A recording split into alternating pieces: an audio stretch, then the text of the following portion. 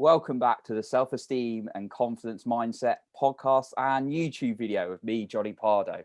Today, I have a special guest episode with Liam. Welcome, Liam, to today's episode. Hey, Johnny, how you doing? I'm excited to be here, excited to be on the podcast and be able to hopefully just share some value with your listeners. So, I'm excited to get. Awesome. We're really excited you're here as well. So we'll go into our conversation at the moment, but I'll just do a quick introduction about Liam to everyone. So Liam Mark Britton is a fitness professional and 2 times fitness studio owner from Suffolk in the UK, if you're not from the UK, who learned the value of life after sadly losing his dad at 21. It lit a fire up inside of him to create a business and life solely based on his own terms. And by 27, he had created a fitness studio making £20,000 to £30,000 per month whilst being run by his own team. Liam's now a fitness studio consultant who helps other studio owners profit wildly and have more time off whilst creating a huge impact in their local area. He has personally, from scratch, created 2 highly profitable fitness studios in both the north and south of England, being led by teams. Liam's clients are some of the fastest growing fitness studios in the UK, and he has helped them become the dominant and go-to fitness businesses in their respective areas. So fantastic, Liam. And obviously you've done a lot to push through your own limits and push people out of their own limits and their comfort zone. So in addition to kind of what I've just kind of introduced you, what's kind of like your story and how did you get to where you are today? Well, like I need to shorten that introduction, don't I think it's huge. So what really got me, obviously, like you said, the intro, before losing my dad at 21, it's actually his birthday today. So it's actually a good day to do a podcast like this and talk about my dad because it's his birthday today. So, before losing my dad at 21, I'll be honest with you, I was lazy, right? I was a bit of a lazy git. And, I hated school. I did the bare minimum at school. I came out with average C grades. The only decent grade I got was in PE because I loved it. And, the rest of it, I came up with basic C grades. And, I went to college and did my sports science diploma. Again, just got through that, did the bare minimum, but then found myself a job in a gym. But then at 21, I then lost my dad to out of the blue to a motorcycle accident, which was, a massive thing for me and my family. And it just really knocked me for 6 and just made me start thinking like, what am I doing with my life? And like this can be taken away at any second. And like, you need to start doing something, right? And doing something that your dad would be proud of, So I made the kind of plunge to become a self-employed PT, thinking, I want to start running my own business and kind of living on my own terms. And that's when my journey really begun, I'd say. Yeah, no, absolutely. And thanks for sharing that. So really you had a bit of a wake up call in life, and that kind of really inspired you to do something out of the ordinary and actually get out of some of your habits that perhaps weren't serving you when you were being you didn't feel like you were giving your all into life. So that makes complete sense. So when you started to step into your own business, I mean, what was it like at first? Was it hard? Was it easy? Yeah, it was very, very hard, to be honest. And, very, very scary because I was only used to being in employed roles, earning, 1,500 quid a month that, pays your bills and blah, blah, blah. Then suddenly I can remember stepping into the gym for my first day as a freelance. And I was like, I'm not getting paid right now. Right. And it was really like a daunting aspect, but it felt like I needed to do it. Right. And luckily for me, I had a very, very good PT mentor, business mentor, who was at the gym with me. And he really kind of pushed me out of my comfort zone, like going to talking to people on the gym floor, creating conversations. He taught me how to sell my packages as well. And before you knew, I knew it, I was taking on clients and stuff like that. And I actually filled my diary out pretty quick. Once I got the hang of it, and I kind of knew what I was doing, if you like. But at the start, it was very daunting and very scary, making that jump and making that leap. And then as time went on, obviously I packed out my diary, I filled out my diary, but what I realized was that I still really only had a job in a way, because if I stopped working, then, or if I went on holiday, then I wouldn't be earning any money. And I can remember getting this email from a guy called Paul Moore. If you're in the fitness industry, you'll know who Paul Moore is. And I got an email from him, and he said, in this email, I can remember it vividly. He said, "Are you still going to be a personal trainer at 40 years old?" Right. And it really started to get me thinking, like, do I really want to be on the gym floor at 40 doing one-to-one sessions? Or, do I want to create a business, like he said, that has legs, that can work without you? Right. And I was about 20, I'd say I was about 22, 23. And I really started to think, how can I create a business that can run without me and be profitable? Okay, so that was the question I asked myself, and I really kind of got to work kind of trying to answer that question, if that makes sense. Yeah, so it sounds like there was an element of you wanted to not just be working hard all the time. You wanted to allow some time to enjoy life as well. So still working hard, but working smart at the same time as well. You're looking Yeah, for ways to do that. yeah, absolutely. I didn't like, once I read that email, I kind of started thinking like, is this going to be it till I retire, kind of thing? And I didn't want that. I wanted to build something that kind of created, like, left a bit of a legacy, if that makes sense. And, I could maybe pass it on or sell it, or, create something that didn't require me to make money. That was the goal. So I kind of got on that journey. And I mean, from that point on, that's when the real misery kicked in, to be honest, because there was a lot of ups and downs before I actually worked out how to get it right, if that makes sense. Because, in your early 20s, you're very stubborn, aren't you? And you think that you know it all, and you think you can do it all on your own. And that's what I tried to do. I tried to do everything without taking on any kind of coaching or mentorship, or I just felt like I could work it out on my own. But to be honest with you, it actually just led to 5 years of just absolute pain and misery, and getting it absolutely horribly wrong. I'll give you a prime example of that. Is like, the first thing I did was I thought, right, I'm going to go and open a boot camp, and I'm going to have multiple boot camps and have people running these boot camps for me. That was the idea. And I opened up my first one, and the biggest mistake I made is I was massively undercharging. So I was charging like £50 a month to do this boot camp.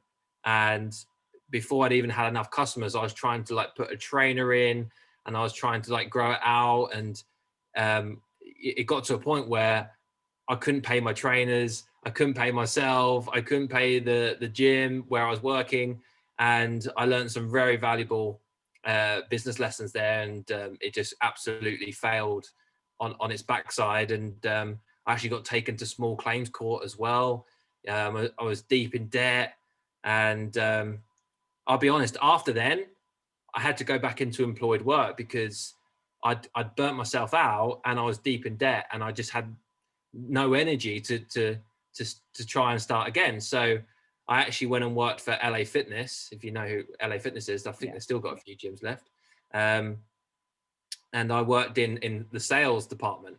I wasn't a coach or a trainer in the gym. I worked in sales, and it was the best thing that I ever did, because I realized that was my weakest point when I had my business, was my sales. And I had a great sales manager at LA Fitness, and I just learned so much in that 6 months I was there. And I spent 6 months there, and that really gave me what I needed to then push on, basically. Yeah, no, that sounds like some kind of experience, especially with, you going to the claims court and then having to go back into employed work. So would you say it's accurate to say that actually some of these these major downs you had starting out in this industry actually really became some of your strengths going Uh, forward? at the time, it's like, it feels like the worst thing ever. Yeah. Right? Doesn't it? You know, when you're like, I was literally at the bottom. I was like deep in debt. I had to close the boot camp down. You know, I was 7 weeks behind on rent. You know, I couldn't afford to eat. I owed clients money. I owed trainers money. You know, I had to get my brother to bail me out of small claims.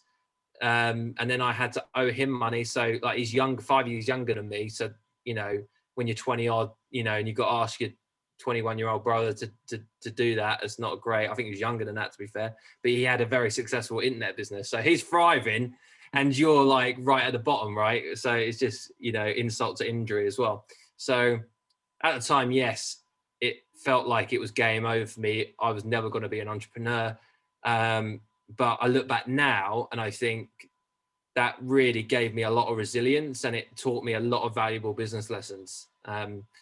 You know, mistakes that I've never made today, and things that I had to quickly learn from. You know, I wouldn't want to go through it again for sure, but you know, I'm glad it happened, basically, you know. And you said like the term resilience kind of built up your resilience a little bit there. What if,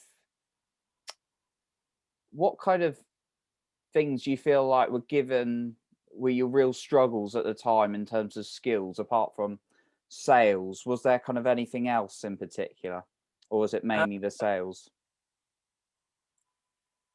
I think when I say sales, it's quite a broad thing, but I had a lot of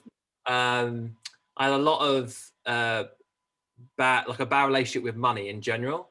Like, I had a lot of disempowering stories about money because I didn't grow up like from an affluent family, right? So you know, my mum brought me up as basically like a single parent. You know, there's four of us, four siblings. I was the eldest sibling, so being the eldest, I kind of said to my mum, like, just kind of look after them, kind of thing, you know. And you know, I grew up thinking that it was hard to get money. People didn't have much of it. You know, you had to work really hard for your money. You know, there's not much of it around. You know, I had all these kind of stories about money, which didn't really help me. Which I then changed later on in my career. But yeah, sales was probably the biggest one.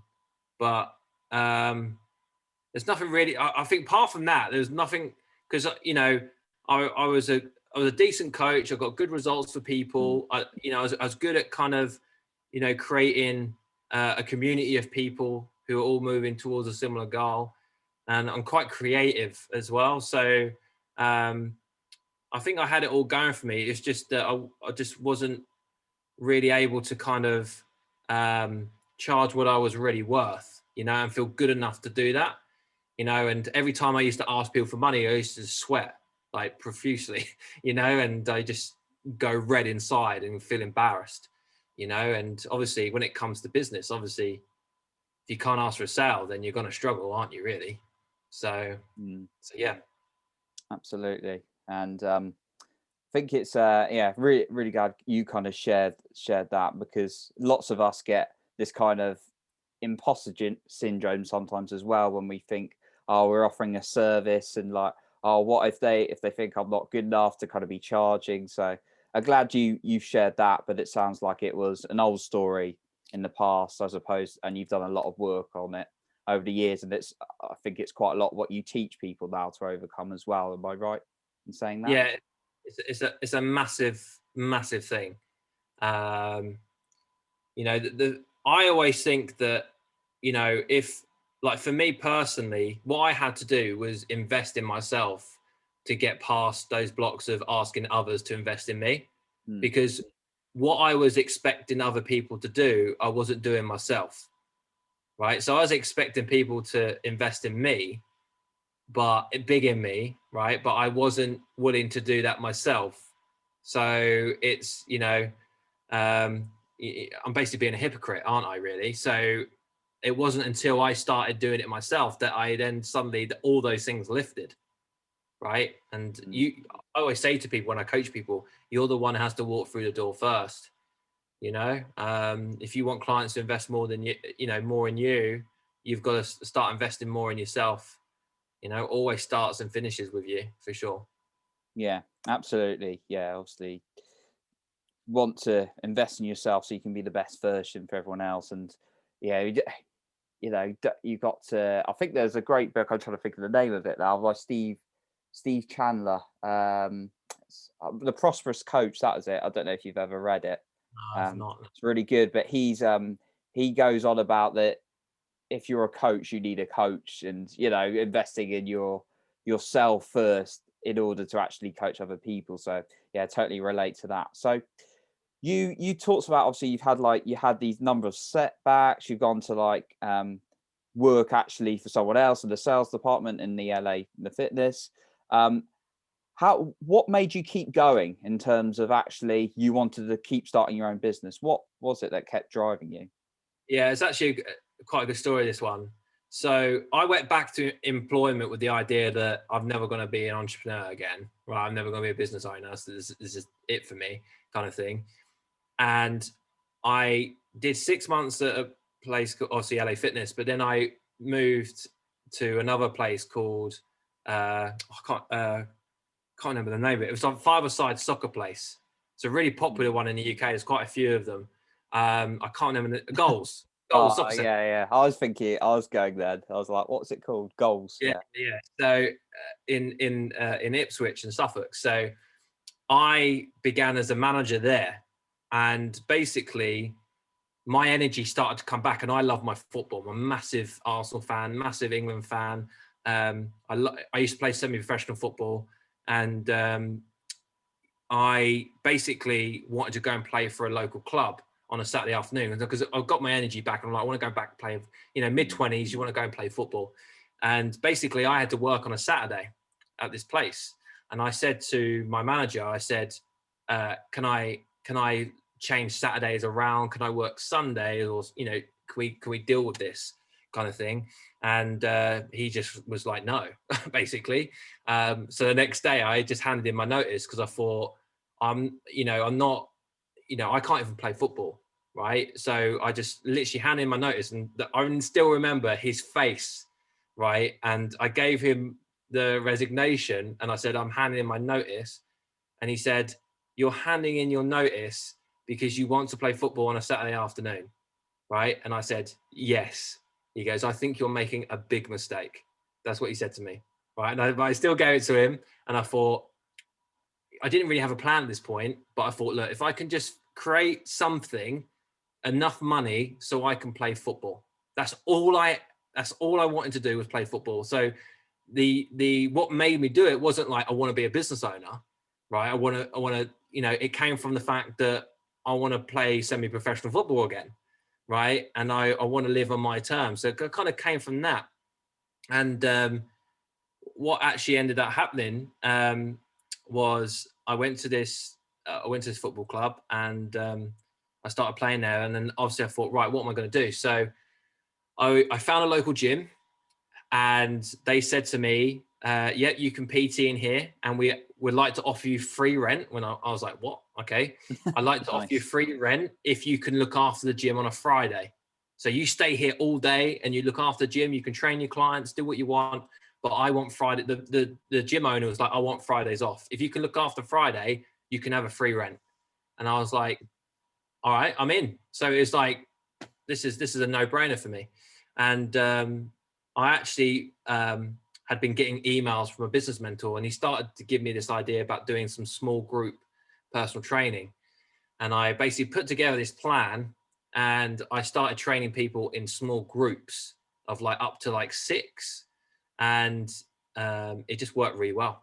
And before I knew it, I was able to get some kind of influential people from the community into my groups, and they kind of, then this is before Facebook ads, right? I was able to kind of get a half decent word of mouth. I had someone who worked at the local council who was able to then get something on the local intranet in the company.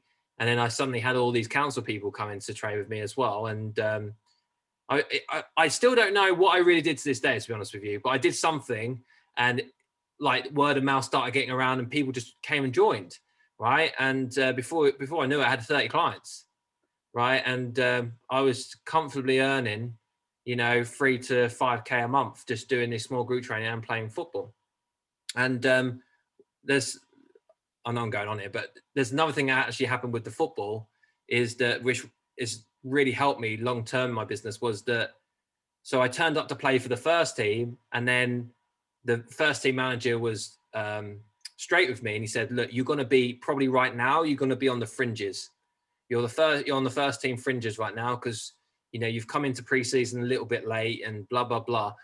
But the only problem is we haven't got anyone to run the reserve team this year, so it looks like there's not going to be a reserve team, right? And I was like, oh, but I really like the club and I wanted to be there. And I went home that night, and I don't know what came over me, but I just said, I'm going to run the reserve team, right? I'm going to be a player manager, right? And because I'd always fancied it anyway. And I rang the guy and I said, look, how do you feel about me this is at 26 as well. Yeah. And I'm, a lot of these guys in the reserve team are older than me. And I said, how would you feel about me running the team? And he said, well, if you want to do it, you can have it. And that's what I did. And I became player manager, and I did it for 2 seasons, and we won the league the second season. But what it taught me was how to lead people, right? For the first time in my life, I was in a changing room with a bunch of lads. Some were younger than me, some were older than me, but they were looking to me for leadership. And I learned so much from leading a group of people and dealing with different personalities, and that's really what got me into speaking. I love speaking, like getting on stage. I love that, right? It's one of my things that I love to do. And I think it all originates from being in that half time, saying my piece and getting the lads kind of riled up, ready to go out there and perform.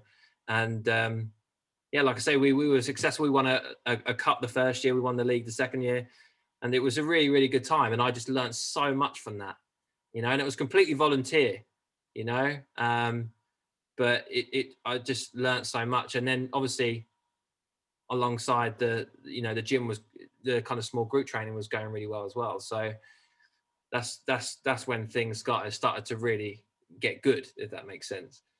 Yeah, no, that makes perfect. That was a really interesting story, because it sounded like you kind of realized again your own capabilities, because you had taken such opportunities on that had come along, and you had bounced on them, and you'd not like shied away from them. And actually it showed you, you were running groups in as a PT in the gym. You were able to manage, a whole team and things like that. So that really, would that be accurate to say it sparked your own belief even more in that actually this is something that could be more of a lifestyle for you? Yeah, I think it gave me a lot of confidence in myself, especially when it came to the older guys in the team. Because I mean, some of the guys who were playing for me, like I knew from when I was a kid, like, because local football, of semi-professional footballers, and some of the guys that were coming into my team, like from the first team stuff, I'd watched as a kid, right? So suddenly I'm like in the change room and I'm leading them, right? And it was a bit weird to start off with, but I soon kind of clicked in. But it gave me a lot of confidence in, like, number one, I am a good speaker, I am a good leader, and people will listen to me, right? And it kind of made me realize that I am good at this, right? And the results came to show. Like the second season, we lost 2 games the whole year, it was just that was so good for me. Like I always say that to people, if you can volunteer, like I think what a lot of entrepreneurs look at, like think, well, if it's not benefiting my business, I'm not going to do it, right? And I could have easily done that with that manager job, like that player manager job. I could have done that and said, like, this is a lot of time that I haven't got, right? Because I've got my business to think of and so forth. But you know, if you can volunteer for something like that, even if it's like kids football or something, anything that kind of puts you in a leadership role, I think it can only help you in business. I really truly believe that, because it really helped me a lot. Absolutely, with the leading skills and the speaking skills, like you found out you really loved. Yeah, and organization. Hmm. I had to become super organized for this team, right? Because, you know, on match days, for example, you got to get the team sheet done. You know, you've got to get your lineup on the board. You know, you've got to make sure everyone's there. You've got to make sure, like, if it's an away game, everyone knows where to go. You know, I mean, there's like multiple things that you have to, you know, create. And I'm quite a bit of a systemizer, and I kind of was able to kind of create systems to make it easier for myself. But like, it definitely helped my organization skills a lot as well, you know, and communication, you know. Yeah, absolutely. Some great skills there. Very good life skills, which are applicable across many different areas. So credit to you. And just kind of going sort of like back to your mind, if you can kind of cast it back to when that was happening, that would you say there were still some like elements before you made these decisions, you know, to run that team or to become that PT, of like self-doubt and can I really do this going on in your head? I still have it now. I think everyone has it to a degree, and I think that it's easy to look up at people who are doing really well and think, oh, they don't have self-doubt, and it's absolutely false. Everyone goes through it. Everybody. It's just how you react to it, right? It's how you respond to it is the difference.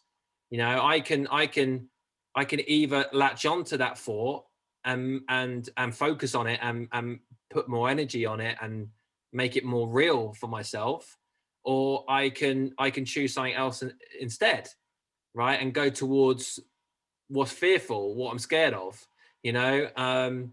That's what growth is, I guess, isn't it? You know, and you know, of course, like I said, I have them to this day. I realize they're never gonna go.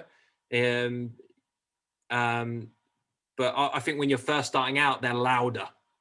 You know, they're louder, and they you know, it's kind of like you're untrained and you don't know how to deal with them, right? And but once you get them in check and you kind of understand them and why they're there and what they're trying to do, because all they're trying to do really is keep you safe, right? That's what they're there for, right? It's your ego talking, isn't it? It's your ego talking, and it's trying to keep you safe, right? It's really what it's there to do, but it's trying to trick you in a way for you staying safe, right? But you know, it's about kind of just, you know, accessing that kind of version of yourself that you want to become, and really stepping into that and making decisions and taking actions from that place, rather than that kind of ego kind of place that wants to keep you where you are because it's safer.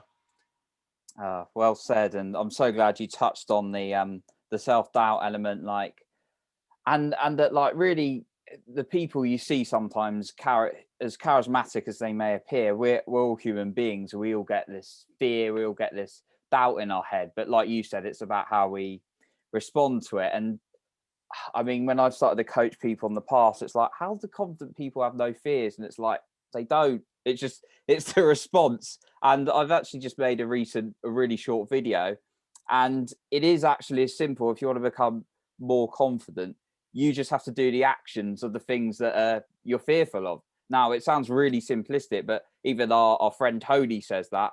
He said it's really that simple. You just have to take action. Now, there may be an element of it's too big a jump, in which case you can break it down into smaller steps. But no, I'm really glad you touched on that, actually, because we all have self-doubt and fears, and that's one of the big misconceptions I've certainly experienced in kind of my area, and many people often mention. So yeah, thanks for that one. So you took some big steps. Now, I think you touched a little bit upon, like, looking at you had like a mentor, talking about the PT, and it was a particular mentor, wasn't it? You know, Simon, who really, I mean, you've had a few who really helped you shape your life. Yeah, so there's a guy called Simon Lovell, and he was my first business mentor. And where this came to be was, So obviously I'm doing the football, that's going well. The gym is starting to take hold. And what actually happened was I was managed to save enough money to then open up my own studio. So by now I've got my own studio and it's doing a comfortable 4 or 5K a month. And I mean, to be honest with you, at that point, I was kind of settled. I was like, look, I've got my football, I've got my business, I'm making, I'm saving money every month. Like, life's kind of good, right? But then I watched a film which sparked the next stage off in me. I always tell this story. I actually went on holiday to Italy, and this house we stayed in had this like a home theater, like a cinema room, and I pulled out a film that I'd never seen before, and I'm so happy I watched it. It's called and it's a film where people be like, "What? How does that motivate you?" But it's called the Secret Life of Walter Mitty. I don't know if you've ever. Well, thanks for the recommendation. I watched it like a couple of weeks ago after you had mentioned it. Actually, yeah. Yeah, so it's a great film, right? It's under the radar, it's understated, but it's beautifully shot film, right? And I watched that film, and I'm not going to explain the film, just go and watch it, basically. But I came out of that film thinking, there's more for me, and I'm playing small, right? I'm playing small right now, and I thought, right, what do I do to get to the next level? Right, what's the next stage for me? Right, because I'd always wanted to get to like, I'm not afraid to say this. I like making money, right? And if people want to think that I'm a bad person for that, then that's their crap that they need to deal with. But I love making money, right? I do, and I always wanted to get a business to make 10 grand a month. That's really where I wanted to get to. Right. And obviously, yes, I want to help people. I love helping people, but I want to get paid too, like everyone does. Right. And I thought, okay, I want to start really taking this business. I've got a great little business. I really want to start taking this to the next level. And I thought, what do I need to do? And I thought, I need a business mentor. So I started looking at different business mentors, and I looked at 2 or 3, and I came across Simon. And basically, he was just sending me emails, just result. All these trainers doing amazing things, and I was like, this just feels good. So I got on a call with him, and his program was an £8,000 investment. And this is no word of a lie. In my savings account, I had about 8,200. Okay. And I was like, well, I mean, I was so scared. It was the first time I ever invested that kind of money. It's a kind of investment, like you're at that age where you feel like you want to call your mum and ask her, do you know what I mean? And you're like, I was like, if I call my mum, she's going to say it's a stupid idea. Right. And I thought, but it's just something that felt right. And I'm like, I'm just all in. I'm just all in. I'm going for this. And it has to work. It has to work. Right. Because I'm literally giving you my savings. Okay. So I paid 8 grand in full. Okay. And I can remember doing the bank transfers this day. And I thought, geez, like, okay, right, it's game on now. I've really got to start showing up. And basically, I took him on, and we had a call. The first thing we did is we had a call 1-to-1. And I told him about my studio. We're doing small group training. It's £130 a month, blah, blah, blah. Gave him all the ins and outs. And basically, the one biggest thing that he did, which sounds so simple, right, was made me put up my prices, right? So I had a great program, and it was getting amazing results, okay? And he said to me, you could charge 12 weeks for £1,000, right? And at first I was like, I didn't believe him. I was like, no, this is like 3 times as much money as I was already charging. Right. I thought I was in the wrong area. I didn't think people would buy it, blah, blah, blah. But there were people in the group who were doing it. Right. And he said, look, this is possible, and you can do it. You just have to, get out your own way and stop listening to your own excuses as to why you can't. Right. And we had to work through some money issue, like money stories that I had that I was talking about earlier. We worked a little bit through them. And basically, I mean, it took me a time to get to £1,000, but eventually I did get there. And on my 10th attempt, I can remember making my first sale at £1,000. Right. And I can remember the lady put it on a credit card. She paid in full. I mean, the relief that went over me was amazing, but also, I mean, the floodgates just flew open. Like, okay, someone has turned up in my gym. They've spent 60 minutes with me and they've spent £1,000, right? I mean, my mind was just exploded. And I'm like, imagine if I got 5 people to do this. Imagine if I got 10, right? Imagine if I got 15, right? And my mind started going off. And that's the next thing I did was employed someone to run my leads. And then suddenly I had all these leads coming in, right? And after I made that first sale, it was a bit like Roger Bannister in the 4-minute mile. Once I made that first one, I mean, I sold like 15 that month, and I literally tripled my income in a month. And that's when my life changed very quickly.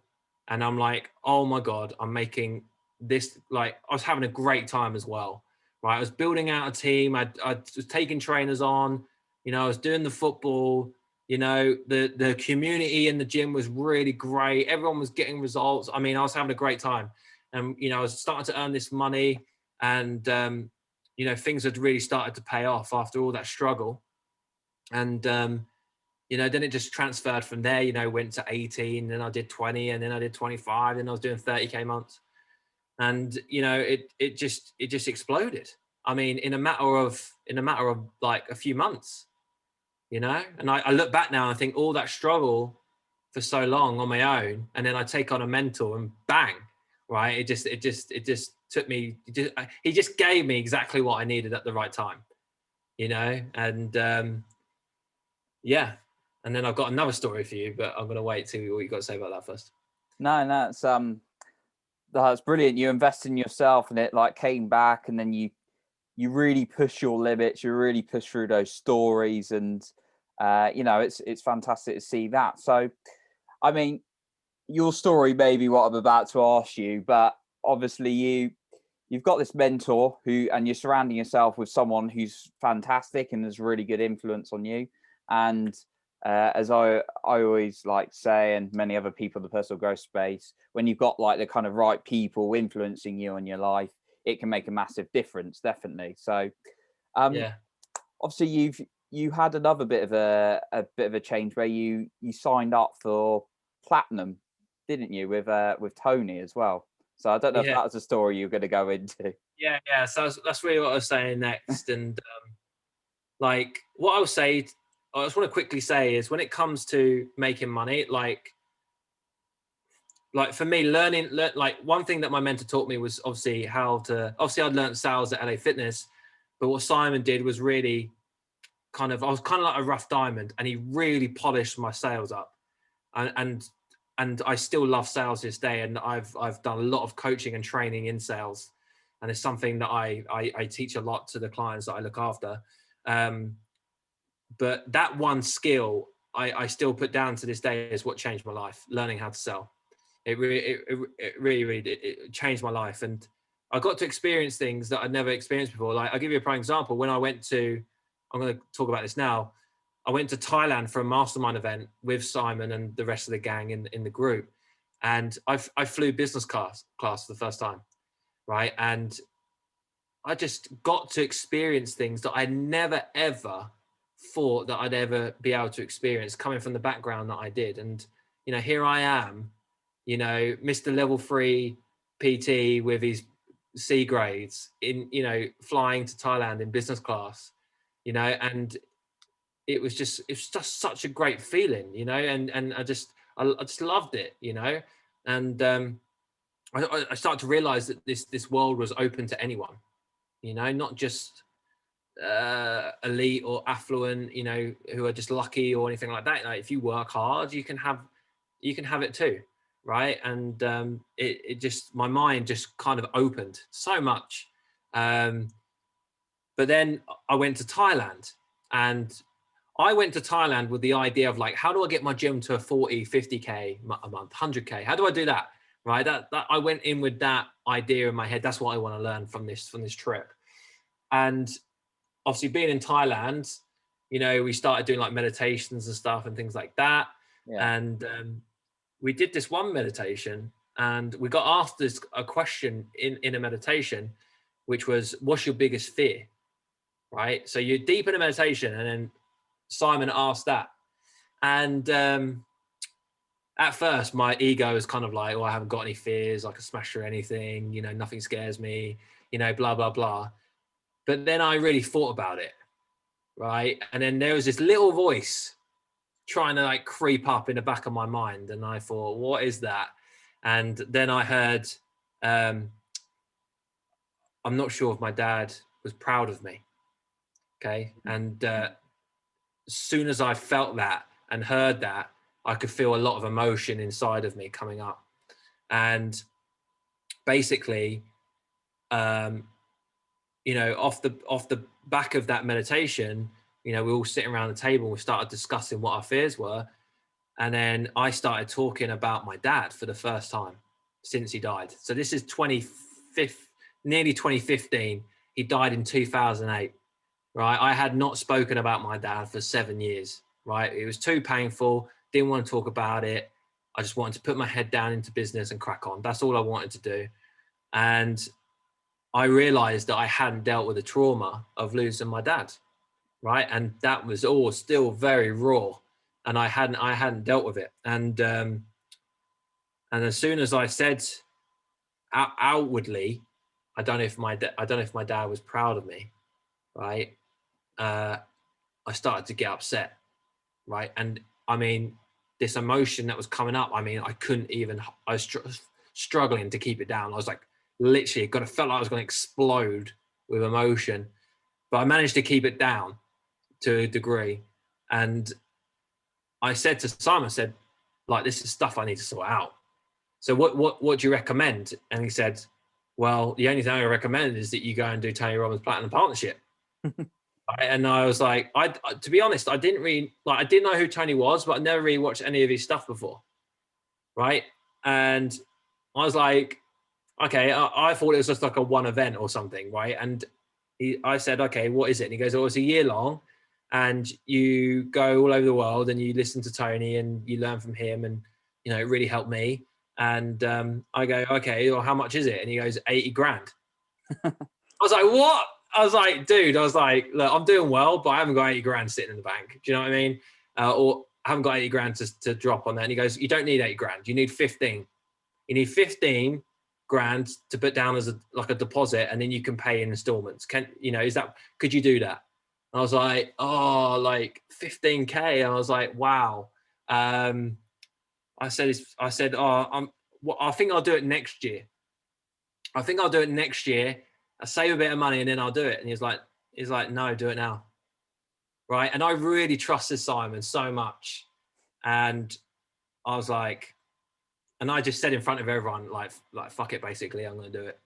Right. And that day I rang up like the director of who was handling Platinum Partnership, and I put down £15,000 on the phone. Right. And then literally my first trip was a Platinum Partnership trip. So I've not even been to UBW, none of it. Like, my first trip was a Platinum Partnership trip in Canada, right? And this is where the story gets really cool, okay? Because I actually got the help I needed about my dad, but it didn't actually come from Tony, okay? So I'll tell this story really, really quickly. So I got introduced. So this guy was at Tony Robbins. He wasn't actually there to be part of the event, but he was just staying at the hotel. I got introduced to this guy called Anil Gupta. Anil Gupta is the best-selling author of Immediate Happiness. It's a great little book. You should definitely buy it. You can get it on Amazon. And I met Anil, and as soon as I met him, I just knew he was going to help me. I can't tell you how I knew, but I looked in his eyes, he looked in mine, and he kind of just said to me, I know you're in pain. I'm going to help you. He didn't even say a word to me, but I could just tell that that's what he was thinking. And basically later on that day, after doing some skiing, because we was in Whistler in Canada, really, really cool. I sat down and had a 15-minute, I literally could have been 10, can't even tell you, conversation with this guy. And I told him about what went on with my dad. So basically me and my dad didn't have a very good relationship at the end of his life. And I didn't see him. We didn't spend time together. We didn't get on very well. And then obviously we lost him, and I didn't get that chance to kind of talk to him. And, you know, I had a lot of questions that are unanswered that I think many men do from their dads. Like, does my dad love me? Is my dad proud of me? Right? Like, I had all those questions that I could never get answered.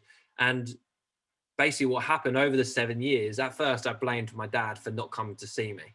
Right. And I thought, look, he's my dad. He didn't even bother. Like, you know, I was really angry at my dad, but because he was dead, I felt guilty about that. Right. So now I'm putting guilt on myself. But then as time went on, I started to realize, as I started taking more responsibility for my life as I got older, I thought, well, I had a car. I could have gone to see my dad. He was there. I could have gone. And I started putting this guilt and shame all on myself. So I was carrying all this trauma of losing my dad. I was feeling guilty about being angry at my dad. I was feeling guilty because I felt like I could have done more. Right. I had all these feelings that I'd never spoken about. Right.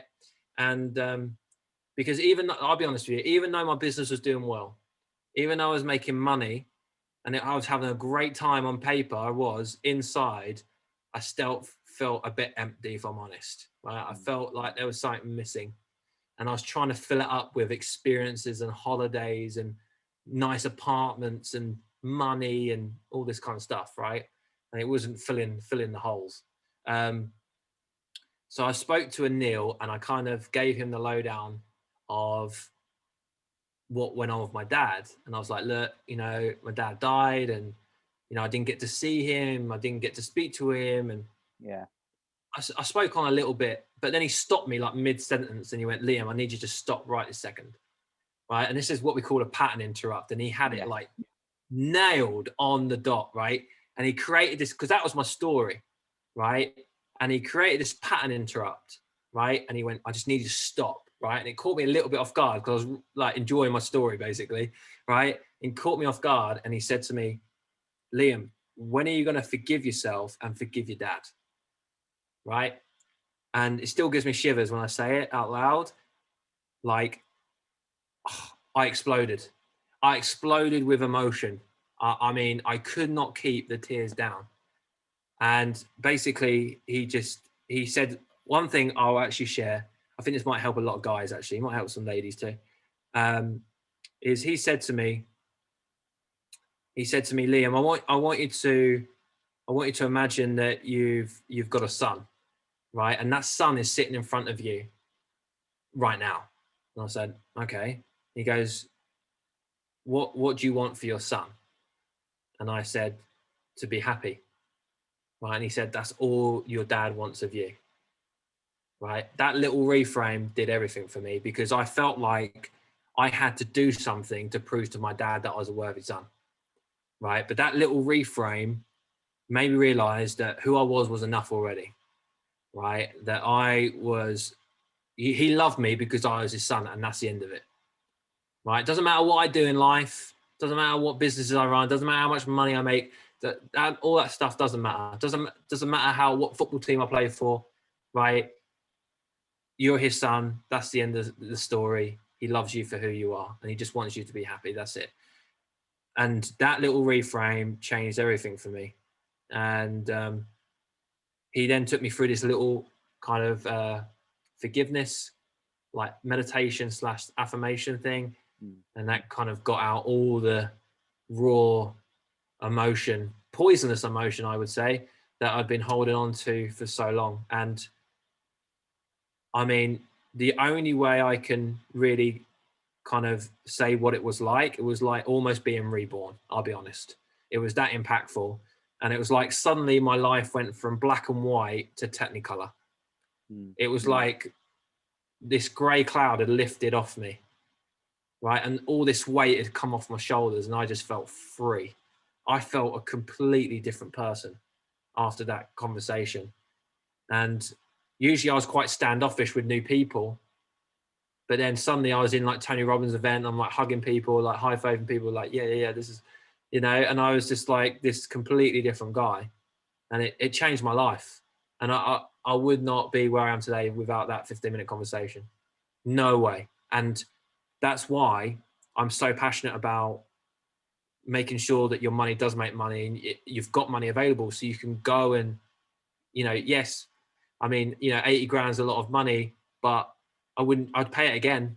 Do you know what I mean? Because I got there and I got what I needed. Yes, it only took 15 minutes, but if I hadn't have invested, I wouldn't have been in Canada. I wouldn't have met him. So it was kind of like, do you know what I'm saying? This is why I'm so passionate about sales, because it just opens up many doors for your life. And it was just very, very, very, very powerful,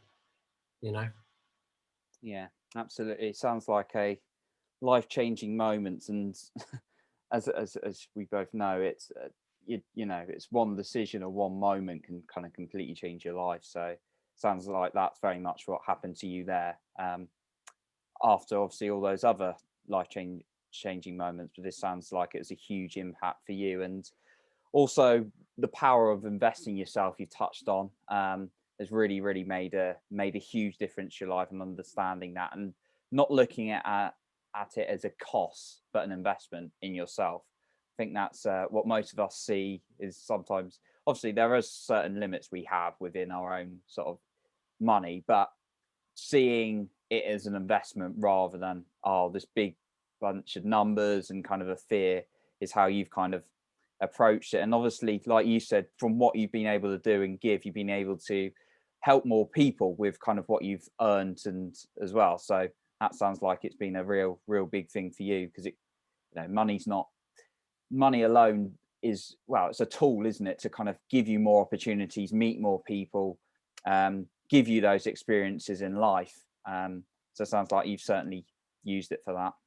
Yeah, for sure. It's the only reason why, because, I want to experience, we live in a world where, you need money to experience stuff for sure, and to help. Like I always say to business owners, if you really want to help people, you should be making more money, because once you make more money, you can have an ad spend, you can put on events, you can, get coaches in and staff to help grow you. So if it's really about helping people, right, then you should be making more money. You should be charging more money, right? So that's what I always think. You reach more people ultimately. You can reach and Yeah. impact more lives. There's only a certain limit of people you can reach with, Yeah. like you said you were when you were burnt out, charging, what is it, £50 a month right at the start. I mean, there's going to be a limit to the amount of people you're going to be able to help for that kind of that margin. Yeah, exactly. And I mean, just to kind of home in your point, like after that experience in Thailand, in Canada, I actually sold up my gym. Right, this is how like life impactful it was, that I just suddenly got this feeling, it's like time to sell the gym, right? Even though it was like making a ton of money and doing well, I just felt like that part of my life was over, right? And I sold the gym, and with the money, I went round the world and spoke at different events and told the story that I just told you, right, about forgiveness. And what I was doing is I created a forgiveness meditation, which I then would take people through live at the event and take them through. And I mean, the impact that it had over that year was, I still have people come to me to this day and message me going, "Oh, I was there at that event when you did that forgiveness meditation. That was really good, right? It really helped me, right?" I still get that. So I did that for a year, and because I wanted to give back, right? I wanted to give back because someone had come along and given me such a gift that I felt like it was like I had to give that gift back, but to hundreds more people, right? And I did that for a year, and that was great. Awesome. And then yeah, went on from there. Brilliant. So in terms of just kind of like one of my final questions really, but in terms of, as you've obviously grown in your journey substantially, and all the people you've met and everything, like what you've invested in, all the experiences you've had, what but were perhaps maybe 2 or 3 habits that you picked up that have really served you well for you? Um, I think being resilient, Mm, like if you get a knockback, like it's part of the journey and you're going to get them. They're inevitable. And being a successful business owner and entrepreneur is about dealing with the highs and lows because you're going to get some, right? You're going to have times when you feel like this is amazing. I love having my own business. Like, yes, everything seems to be working well. And then suddenly, bang, you just get hit with something that can knock you off, right? And it's about how, I think me going through those, like getting up, going again. I mean, I've built up a lot of resilience. If I'm like, it takes a lot to knock me off now, like, but if I say I'm going to do something, I'm going to do it. mm. Right. What's another thing? What was the question again? Like, what things have I taken? So perhaps, yeah, maybe 2 or 3 things, skills or habits that you found have really served you in your journey. Yeah. So resilience is definitely one. Another thing is moving towards fear. Mm, Definitely. Moving towards what I'm scared of. Okay. And taking the plunge, like it's so easy to go, it's not the right time. Right. It's so easy to give into that. Oh, I'll do it next month. I'll do it next year. Like, for example, I could have done Tony Robbins. I could have said, I'm going to do it next year.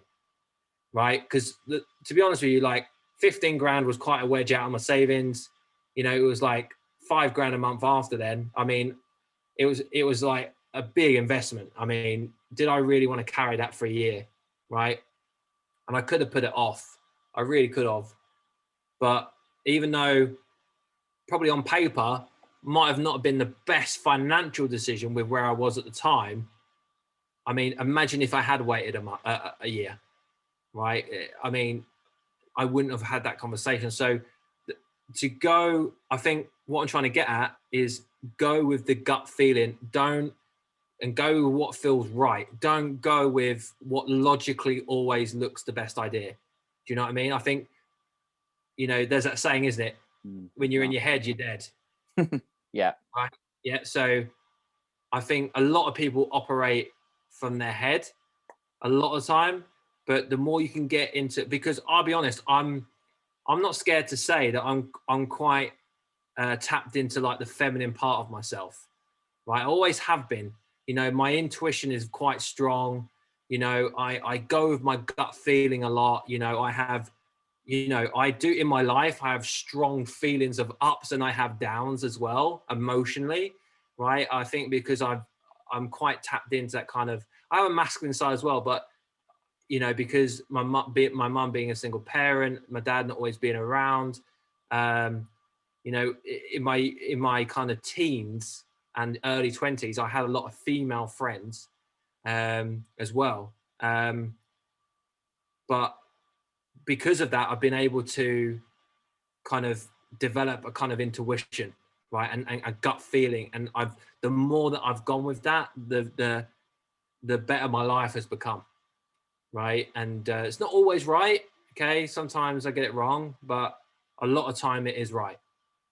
And because you know what it's like, right? You get that pull to do something and you're like, yeah, and then suddenly your head comes in and gives you 1, 2, 3 why you can't. Yeah. Right. And it's very easy to get, they're like, yeah, I can't do it because that and that and that.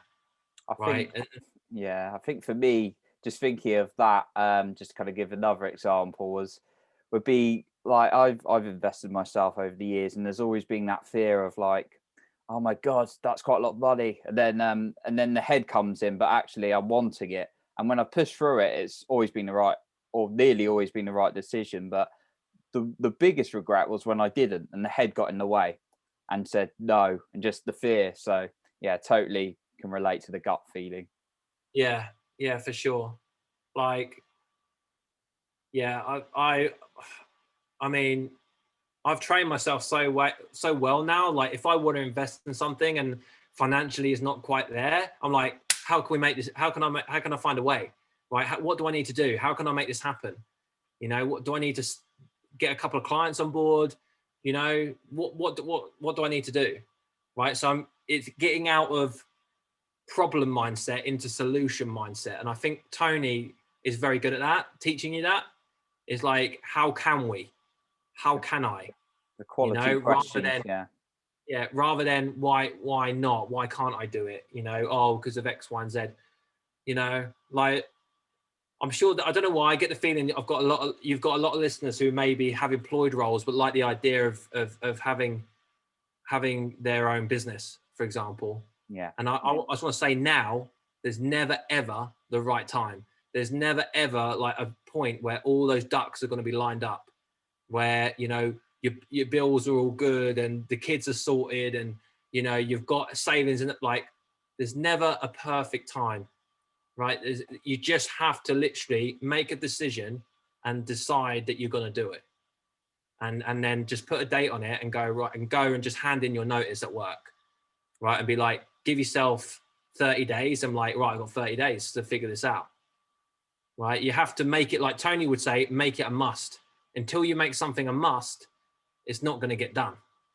And get leverage on yourself as well. Think of the pain of what's going to happen if you don't do it as well, as he always says. So I think that's Exactly. Like, I always think I'm going to die.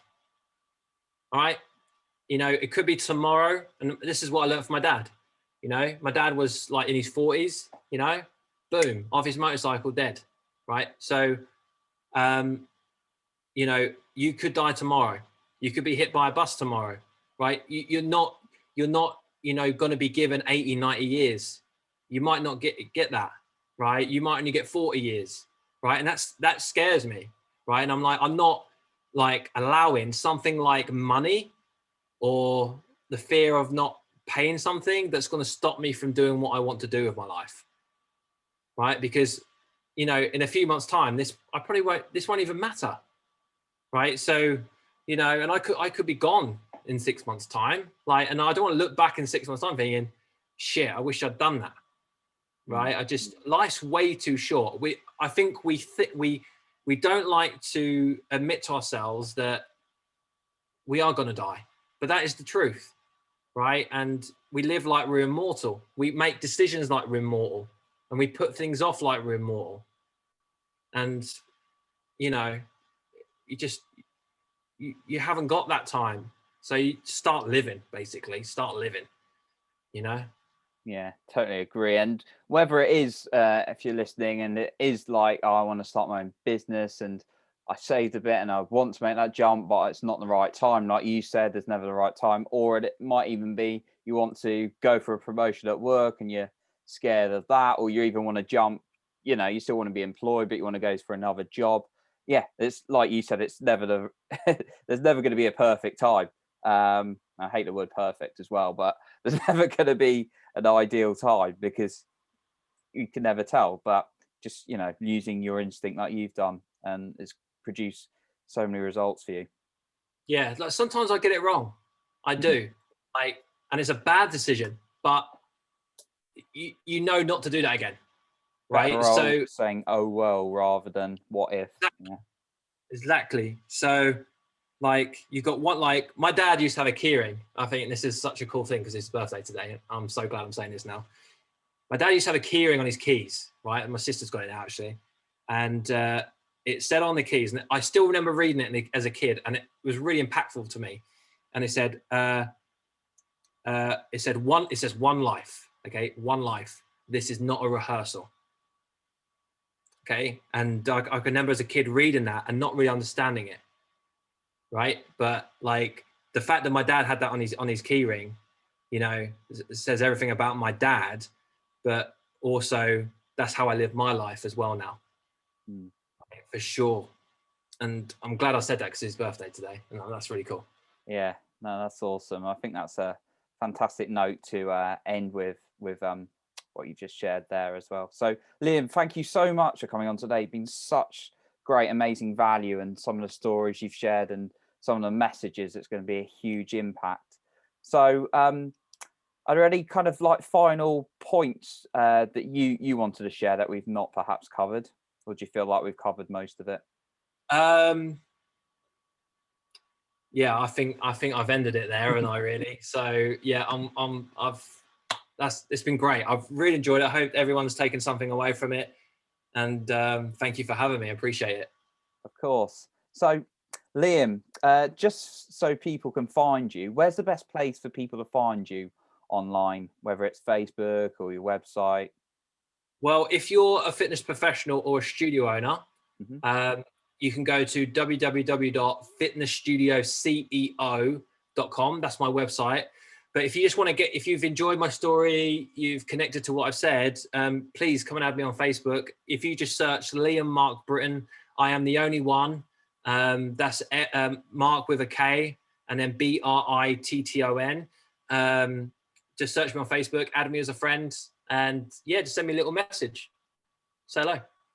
Epic. And we'll be sure to include the links to both of those in the description as well, so people can connect to you easier there as well. So that's great. So once again, massive thank you, Liam, and we'll conclude there for the day. Thanks, mate. Thanks for having me. Awesome. And I'll catch you in the next episode.